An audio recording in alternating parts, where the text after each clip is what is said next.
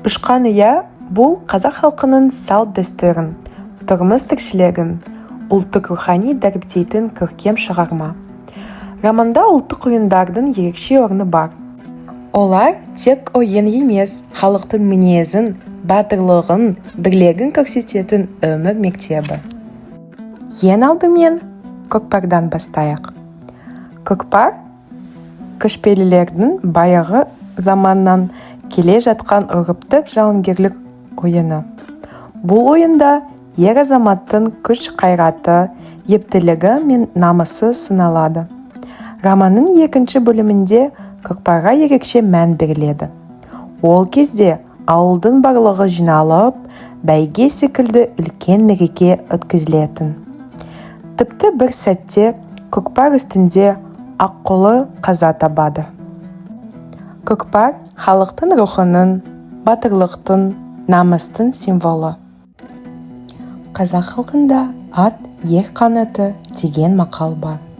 Бұл сөздің мағынасы ат ер адамның сенімді серігі, күші мен тірегі дегенді білдіреді. Сондықтан көкпар ойынында жылқы ердің ең жақын жолдасы.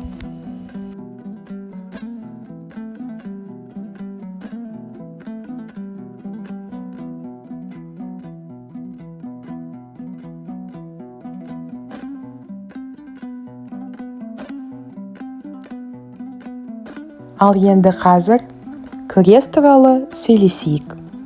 Қазақ күресі халқымыздың ежелгі ұлттық спорт түрі. Романда палуан күрес ұбияның ұзатылу тойында бейнеленеді. Жекпе-жек барысында палуандар белбеуден ұстап, бірін-бірі үйіріп, жұлқып, тізеден қағып, кеудеден асыра лақтырады. Бұл көріністер арқылы автор қазақ ерлерінің қайсарлығын, батылдығын көрсетеді. Күрес тек күш сынасу емес, рух пен намыстың жарысы.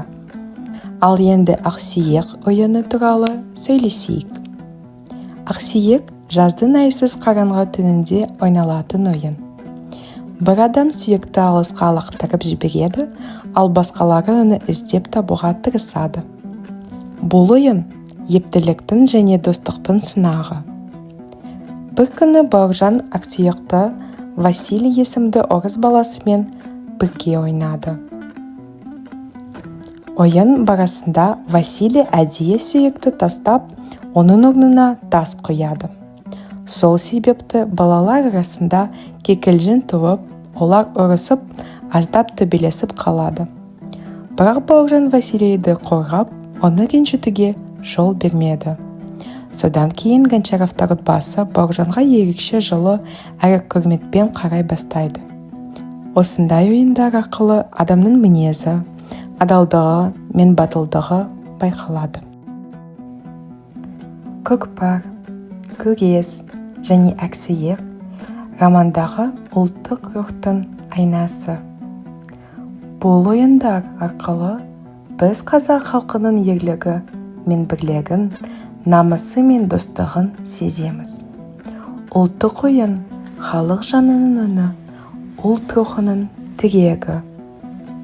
Бауыржан Момышұлы бұл дәстүрлерді келер ұрпаққа мұра етіп қалдырды. Сол мұраны сақтау әр қазақтың парызы.